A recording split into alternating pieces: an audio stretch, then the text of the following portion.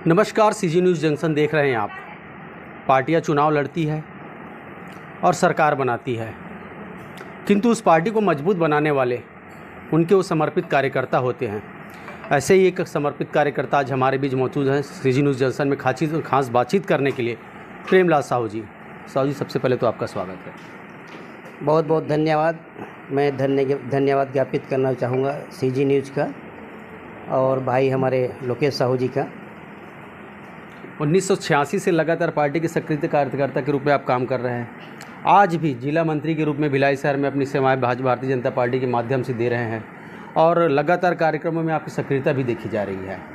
क्या लगता है इस बार विधानसभा चुनाव में किसकी सरकार प्रबलता के साथ दावेदारी करेगी? हम लोग पार्टी के कार्यकर्ता हैं जी, काम करने वाले लोग हैं, इसलिए हमें अपने काम पर पूर्ण भरोसा है जी।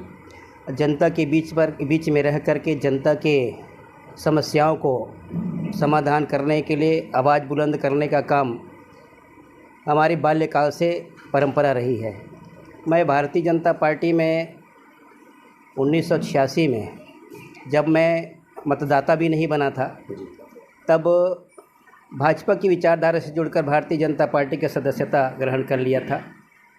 1988 से सक्रिय राजनीति शुरुआत किया और 1989 में इकाई अध्यक्ष के रूप में सेवा करते हुए आज मैं इस लंबे सफ़र में जो मेरे अनुभव है, मुझे पूर्ण विश्वास है कि इस बार भारतीय जनता पार्टी की सरकार छत्तीसगढ़ में बनेगी। पिछले 15 साल में भारतीय जनता पार्टी की सरकार छत्तीसगढ़ में रही, उसके बाद भूपेश बघेल सरकार के अब लगभग कार्यकाल पूरे हो चुके हैं, विधानसभा चुनाव हैं।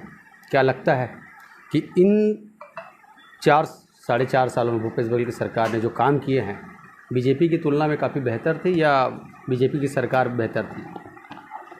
चूँकि आप जो है जिला महामंत्री भी हैं। मैं कहना चाहूँगा इस विषय में, निश्चित भारतीय जनता पार्टी की विचारधाराएं अंत्योदय को विषय को लेकर के चलने वाली पार्टी है, जो गांव, गरीब और किसानों की चिंता करके काम करने वाली पार्टी है। कांग्रेस आज़ादी के बाद से कांग्रेस सत्ता में रही, लेकिन जिस हिसाब से देश के विकास होना चाहिए, जिस ऊंचाई पे देश को पहुंचनी चाहिए, वहां पर नहीं पहुंची। अभी विगत 15 सालों में डॉक्टर रमन सिंह जी ने विभिन्न योजनाओं के माध्यम से क्षेत्र के जनताओं को, छत्तीसगढ़ के जनता को हर संभव लाभ पहुंचाने का काम किए। भारतीय जनता पार्टी की सरकार के पहले कांग्रेस की अजीत जोगी की सरकार थी।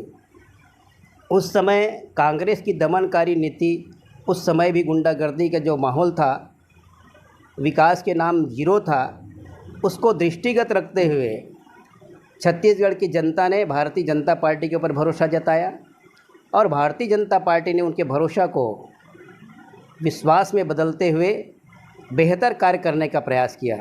अभी वर्तमान की जो छत्तीसगढ़ की कांग्रेस की सरकार है, जो भारतीय जनता पार्टी की केंद्र की सरकार और राज्य की सरकार की जो काम थी, जो घोषणाएं हो चुकी थी, उन्हीं काम को पूरा करने का काम कर रही है। आज ऐसे कोई योजना बता दे, कोई बड़ी ऐसे कोई प्रोजेक्ट बता दे जिसे छत्तीसगढ़ वासियों को भला हो। छत्तीसगढ़ की सरकार गांव, गोबर, नरवा, गरवा, घुरुआ, बारी, ये 4 जो चिन्हारी के रूप में उन्होंने चिन्हांकित किया है। मैं भूपेश बघेल जी से पूछना चाहूँगा कि भूपेश बघेल जी, हमारे छत्तीसगढ़ के बेटियाँ पढ़ लिख करके उच्च पदस्थ स्थान में पहुँचे, ऐसे हर माँ बाप का सपना होता है, हर किसान का सपना होता है, हर मजदूर का सपना होता है। परंतु आप छत्तीसगढ़ियों को गोबर बीनो, गोबर बेचो, ऐसे दिशा देने का जो काम किए है, इससे छत्तीसगढ़ की जनता काफ़ी नाराज़ है।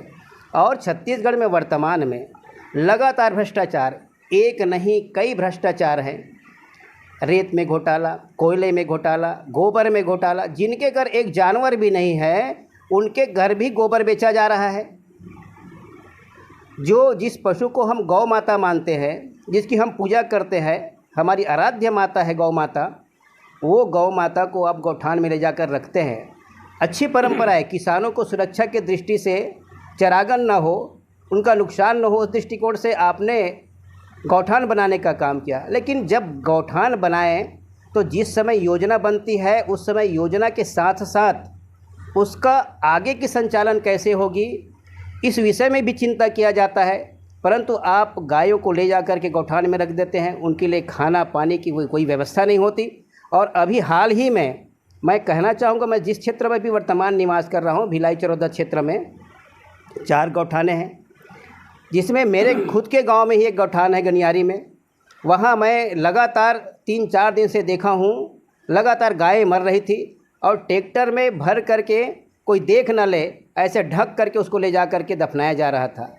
तो ऐसी स्थितियाँ जो निर्मित हुई है उससे छत्तीसगढ़ का विकास कैसे होगा? प्रेमलाल जी, आप जो है आरोप लगा रहे हैं कि कांग्रेस के बीजेपी के शासन का जब थी तब भी कांग्रेस गुंडागर्दी कर रही थी, आप ये कह रहे हैं। किंतु बीजेपी की सरकार को हरा के कांग्रेस अस्तित्व में, उसके बाद जो अपनी सरकार बनाई छत्तीसगढ़ में, और किसान तो काफ़ी खुश नज़र आ रहे हैं। समर्थन मूल्य बढ़ा दिया, प्रति क्विंटल में 20,000 रुपये जो राहत पहुंचाई है, किसान तो काफ़ी खुश नज़र आ रहे हैं। किसान हितैषी सरकार बता रहे हैं उन्हें। एकदम सही बात है, मैं इस बात का भी प्रशंसा करूँगा, समर्थन करूँगा। लेकिन मैं पूछना चाहूँगा, आप एक पत्रकार हैं, आप अजीत जोगी की समय भी देखे थे। अजीत जोगी के समय के कार्यकाल में किसानों को धान को पानी में डुबो करके देखा जाता था और तब खरीदा जाता था। किसान उस समय भी त्रस्त थी। भारतीय जनता पार्टी ने जब 15 साल के शासनकाल में लगातार उनके मूल्यों में वृद्धि किया गया, लगातार इजाफा हुआ, और जब 15 साल भारतीय जनता पार्टी ने लगातार किसानों को हर संभव उनके उत्पादन के अनुरूप उनका समर्थन मूल्य देते रहा। चूँकि कांग्रेस को सत्ता में आनी थी, बड़े लोक लुभावन उन्होंने 36 वादे किए। 36 वादों में निश्चित किसानों को लगा कि कांग्रेस की सरकार आ रही है, हमें प्रत्यक्ष लाभ मिल रहा है। ऐसे सोच करके छत्तीसगढ़ के किसानों ने उनके ऊपर भरोसा जताया, भरोसा जता करके उनको वोट दिया। लेकिन मैं पूछना चाहूँगा, कोई भी व्यक्ति काम करता है तो एक मुश्त राशि जब उसको महीने का पैसा मिलता है तो उस एक मुश्त राशि में वो पूरे महीना भर का खर्च का विवरण तैयार करता है और उसी राशि के अनुरूप उन्हें खर्च तैयार करता है, खर्च करते हैं। किसान भाई भी जब 4 महीना बेहतर किसानी करते हैं, उत्पादन होता है, उस धान को जो बेच करके एक साथ राशि मिलने से हर किसान चाहता है या तो मैं उस पैसे से मकान बना लूं, या उस एक मुश्त राशि से कोई ज़मीन खरीद लूं, या उस एक मुश्त राशि से बेटी या बेटों का शादी कर लूं। परंतु जो केंद्र सरकार के द्वारा समर्थन मूल्य दिया जाता है उनको छोड़ करके भूपेश बघेल ने जो एक्स्ट्रा राशि जो देने का काम कर रहे हैं, उस राशि को भी 4 किस्त में करके देते हैं, और टुकड़े टुकड़े में राशि मिलने से उस किसान भाइयों को क्या लाभ होगा? आप अजीत जोगी का आपने जिक्र किया, स्वर्गीय अजीत जोगी का। बीते दिनों अमित जोगी का भी एक वक्तव्य आया था। उन्होंने कहा 2001 में जब स्वर्गीय अजीत जोगी जो है मुख्यमंत्री थे, उन्होंने बेरोजगारी जो 72 लोगों को देने का काम किया था, उसकी राशि आज तक नहीं बढ़ाई गई। 15 साल बीजेपी की सरकार भी तो थी, तब जाकर के ये काम क्यों नहीं हुआ? देखिए, अजीत जोगी जी जो बोल रहे हैं, अमित जोगी जी बोल रहे हैं, तो अमित जोगी जी को शायद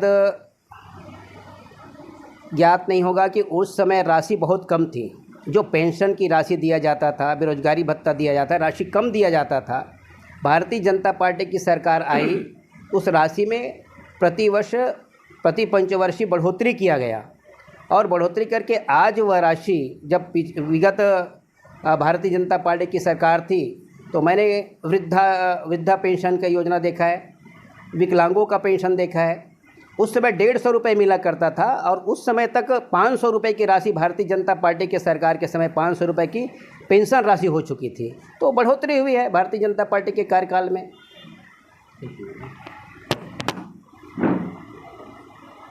है।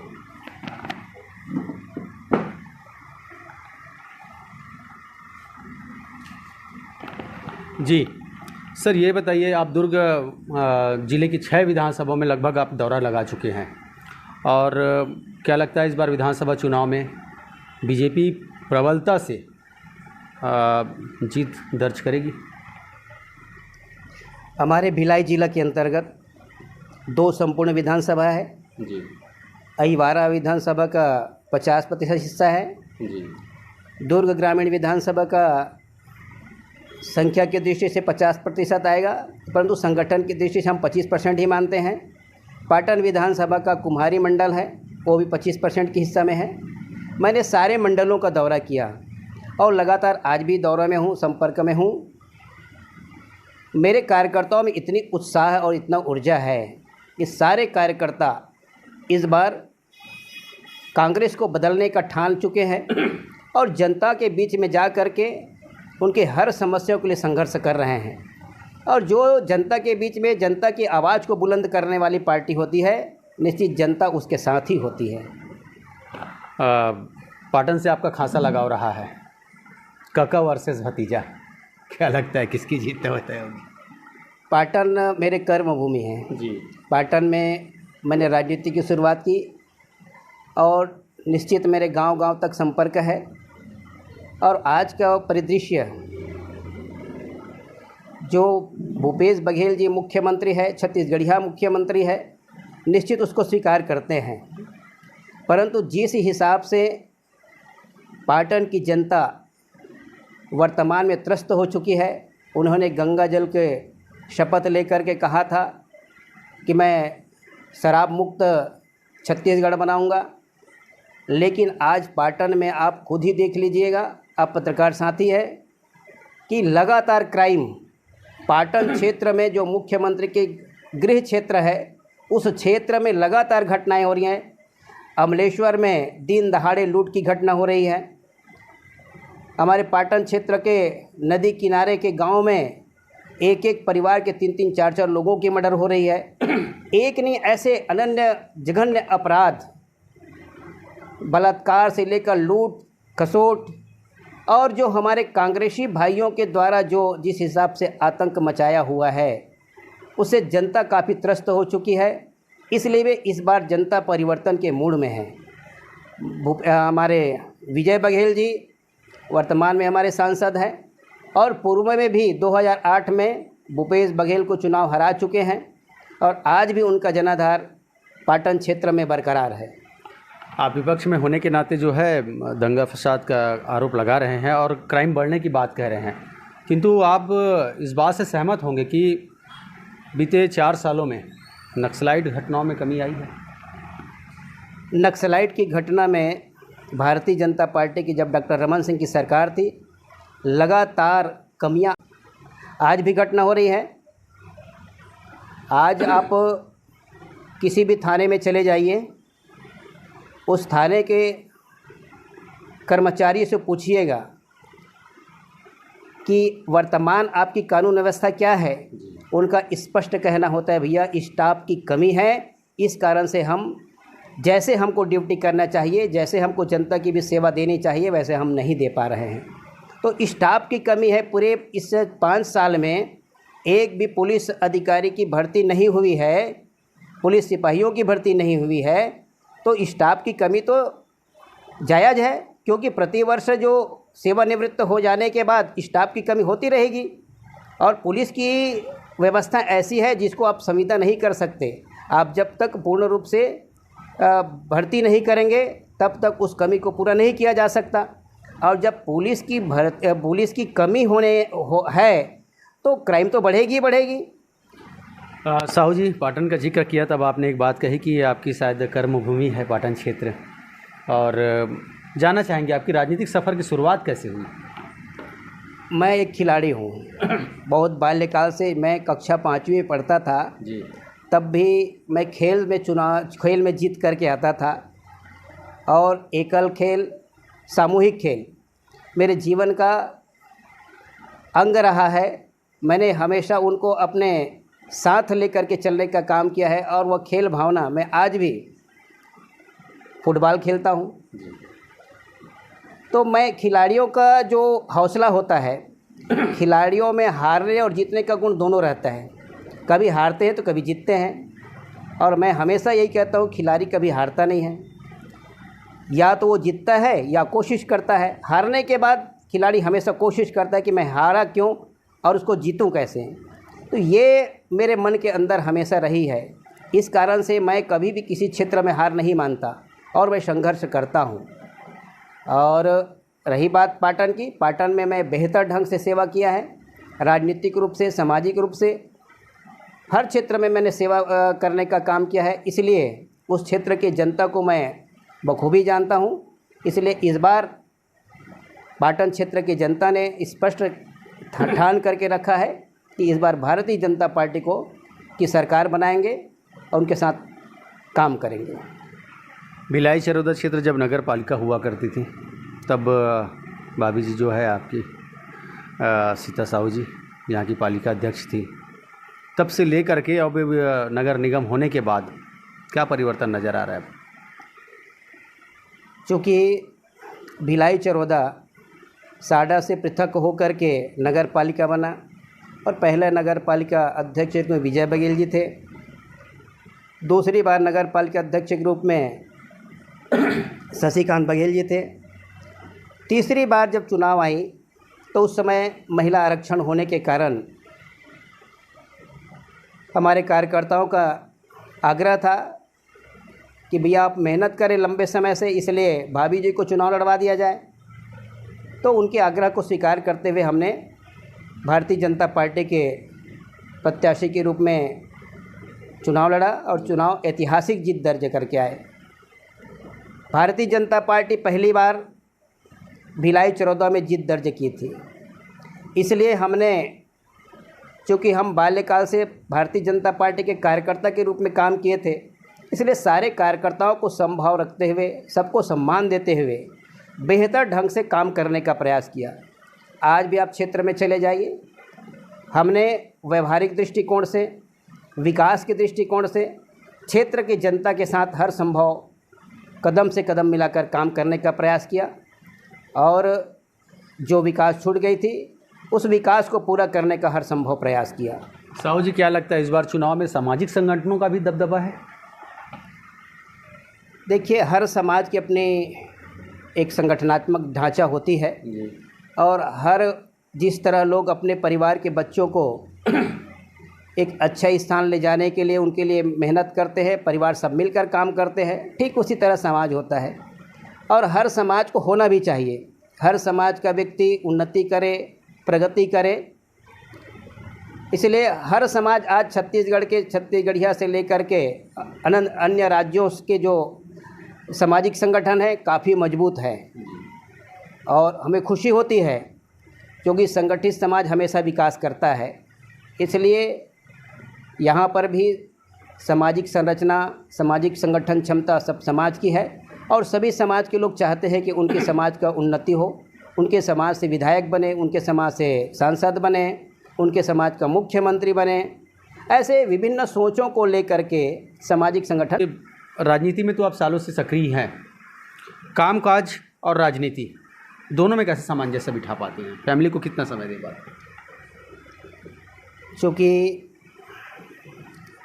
राजनीति को मैं सेवा की दृष्टि से देखता हूँ, इसलिए बाल्यकाल से ही मेरा एक टीम वर्क में काम करने की शैली रही है। जैसे मैं क्लब बना करके, क्लब के माध्यम से खेल कूद में हम संलग्न रहते थे, उसी तरह उसी समितियां बना करके दुर्गा उत्सव समिति, गणेश उत्सव समिति के माध्यम से समूह में चलने की मेरी बचपन से आदत रही है और उसी ललक के कारण मैं राजनीतिक क्षेत्र को सेवा की दृष्टि से चुना और तब से मैं सेवा करते आ रहा हूँ। आज भी लोग जिस हिसाब से, चाहे मुझे दायित्व रहे या ना रहे, किसी प्रकार से कोई कहते हैं कि मुझे अमुक सेवा की ज़रूरत है, तो उसे हर संभव जो मुझसे हो सकता है, जैसे हो सकता है वैसे उनका सेवा करने का मैं काम आज भी करता हूँ। 1986 से लगातार आप पार्टी के कार्यकर्ता हैं, आपके मन में कभी विचार नहीं आया कि मुझे भी एक दिन विधायक का उस मुकाम मिले? अब देखिए क्या है, राजनीति करने वाला व्यक्ति, पढ़ने वाला व्यक्ति टेक्निकल काम करने वाला व्यक्ति, हर व्यक्ति का एक सपना होता है। मज़दूर भी चाहता है कि मैं एक दिन मालिक बन कर के काम करूं। कहीं पर हेल्परी करने वाला व्यक्ति चाहता है कि मैं भी आगे चल कर के ड्राइवरी अच्छे से करूं। तो राजनीति करने वाला व्यक्ति की इच्छा तो होती ही है उनको भी कुछ बनने की, और एक जनप्रतिनिधि हो कर के विधायक या सांसद या जिला पंचायत सदस्य या नगरपालिका अध्यक्ष या महापौर अनन्य प्रकार के जो पद होती है, वो सारे पदों एक सेवा का माध्यम है। तो जिसमें सेवा करने की ललक होती है उसमें तो इच्छा होगी ही। इस बार जनता का रुझान किसकी ओर लग रहा है, और वो विशेषकर बात करें दुर्ग जिला की 6 विधानसभा की? दुर्ग जिले की 6 विधानसभा में मैं जहाँ तक मेरा मूल्यांकन है, मैंने लोगों के बीच रहा हो और आज भी हूँ, तो उनकी भावनाओं को मैं समझने का प्रयास करता हूँ। तो इस बार निश्चित दुर्ग जिला की हम सभी 6 सीटों में भारतीय जनता पार्टी के विधायक बन करके आएंगे। पिछले लोकसभा चुनाव में देखा गया मोदी की लहर, सभी कहते थे मोदी की लहर चल रही है। इस बार कांग्रेसी कह रहे कि भूपेश बघेल की लहर चल रही है, मोदी भी नहीं टिक पाएंगे। देखिए, छत्तीसगढ़ में लोगों की सिर्फ एक ही बात सुनने को मिलती है, कुछ भी रहे भाई छत्तीसगढ़िया मुख्यमंत्री हैं। उसके सिवा कहीं पर भी कोई विकास नहीं दिखता है, सिवाय भ्रष्टाचार के कहीं कुछ भी नहीं दिखता है। अगर छत्तीसगढ़िया मुख्यमंत्री हमें मिली है, हमें भी खुशी होती है, हम भी छत्तीसगढ़िया हैं। परंतु हमारी भी इच्छा है कि जो हमारे बच्चे जो आ रहे हैं उनके लिए कोई मार्ग प्रशस्त हो, कोई बड़ा काम हो जो दिखे। परंतु भूपेश बघेल जी के द्वारा छत्तीसगढ़ में सिर्फ भय और आतंक के सिवा कुछ भी नहीं परोसा गया है। मैं इस क्षेत्र भिलाई चरोदा क्षेत्र में निवास करता हूँ। भिलाई चरोदा क्षेत्र में लगातार चोरी की घटनाएं लगातार बढ़ रही है। इंजीनियरिंग पार्क हथखोज का एरिया है, वहाँ पर आए दिन चोरियां होती है, और यहाँ के जो कांग्रेसी नेतागण हैं उनके संरक्षण में कबाड़ी की कई दुकानें खुल गई है, और वो कबाड़ी की दुकान वाले लोग खुलेआम चोरी कराते हैं। 3-4 घटना ऐसे हो चुकी है जिसमें मर्डर भी हो चुका है। तो ऐसे लगातार चोरियां, बलात्कार, गुंडागर्दी ये जो हो रही है वो किसकी देन है? जो वर्तमान सरकार है उन्हीं की देन है। उनके कंट्रोल में नहीं है, आउट ऑफ कंट्रोल है। जैसे कुछ क्राइम होता है, कांग्रेसी छुटभैया नेतागण थाने में फ़ोन कर देते हैं, हमारा आदमी छोड़ दीजिए। तो जुर्म को संरक्षण देने का काम सिर्फ कांग्रेसी लोग कर रहे हैं। साहू जी, ये बताइए, 15 साल आपकी सरकार रही, उसके बाद भी कांग्रेस की सरकार आई। चूँकि अब चुनाव है, उम्मीदवारों का लगभग नाम जो है फाइनल माना जा रहा है, अब हो ही गया ये समझिए। तो बूथ स्तर पर आपका किस तरह का कार्यक्रम चला और किस तरह से तैयारी, जनता के पास किन मुद्दों को लेकर के जाएंगे? 15 साल आपकी सरकार रही है। हमने 15 साल में हर वर्ग के लिए काम किया है। पेट में पलने वाले बच्चा की चिंता करते हुए उनका पालन पोषण से सहित लेकर के उनके शादी ब्याह तक की योजनाएं डॉक्टर रमन सिंह जी के कार्यकाल में क्रियान्वयन हो रही थी। मजदूरों के लिए विभिन्न प्रकार की योजनाएं थी, कारीगरों के लिए विभिन्न प्रकार की योजनाएं थी। सारी योजनाओं को कांग्रेस की सरकार आने के बाद बंद कर दिया गया था। तो हमने काम में कहीं कोई पीछे नहीं रहा है। भारतीय जनता पार्टी जो कहती है उसे करती है, और जो नहीं कहती उससे भी प्रबलता से करती है। ये भारतीय जनता पार्टी की शैली रही है, और हर वर्ग की चिंता करके काम करने वाली है। डॉक्टर रमन सिंह जी और उनके कैबिनेट ने लगातार छत्तीसगढ़ को एक नया ऊंचाई देने का काम किया था। 15 साल की एक अल्पायु में, अल्प समय में छत्तीसगढ़ को उस ऊंचाई तक पहुंचाने का काम किया। लोगों को 1 रुपया किलो चावल देने का काम किया। डॉक्टर रमन सिंह और उनके कैबिनेट ने ये सोचा कि भूख की चिंता आप मत कीजिए, आपकी भूख की चिंता हम कर रहे हैं, आप सिर्फ पैसा कमाइए और अपने आर्थिक स्थिति को सुदृढ़ कीजिए, अपने बच्चों को पढ़ाइए लिखाइए। ऐसे योजना लेकर के संवेदनशील हो करके काम करने वाली अगर कोई पार्टी है तो भारतीय जनता पार्टी है। इसलिए यह विषय हमारे पास है। वर्तमान में केंद्र में माननीय नरेंद्र मोदी जी की सरकार है, भारतीय जनता पार्टी की सरकार है। और नरेंद्र मोदी जी ने, आप पत्रकार भाई हैं, आप भी देख रहे हैं मोदी जी के आने के बाद देश की स्थिति कैसी हुई है। जो देश विश्व पटल में कहीं दिखता नहीं था, आज विश्व पटल के 5वें स्थान में जाकर खड़े हो गया है। और आज विश्व आने वाले समय में कल्पना कर रही है कि विश्व का नेतृत्व भारत देश ही करेगा, नरेंद्र मोदी जैसे व्यक्ति ही करेंगे। तो एक आखिरी सवाल आपसे पूछना चाहूँगा। हम 70 के आसपास सीट में चुनाव जीत रहे हैं और बहुमत के साथ सरकार बना रहे हैं।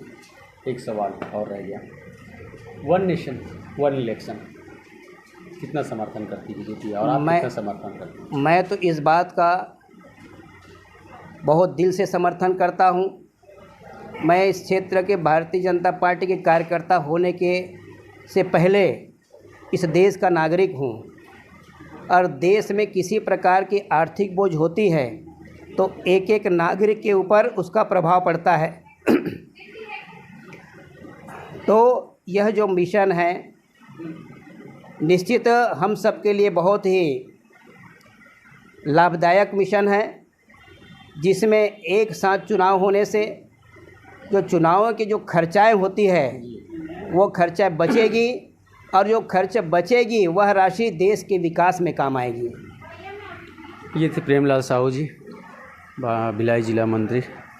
भारतीय जनता पार्टी में काफ़ी लंबे समय का उनका अनुभव है, काफ़ी लंबे समय से सेवाएं दे रहे हैं। वर्तमान समय में भी अपनी कर्म और परिस्थिति के अनुसार भी वो पार्टी में निरंतर बने हुए। पाटन क्षेत्र में हालांकि उनकी काफ़ी रुचि देखी गई है, उनसे हमने काफ़ी जानकारी ली और हर एक सवालों का उन्होंने बड़े ही सहजता से जवाब दिया। CG न्यूज़ जंक्शन के लिए लोकेश राव।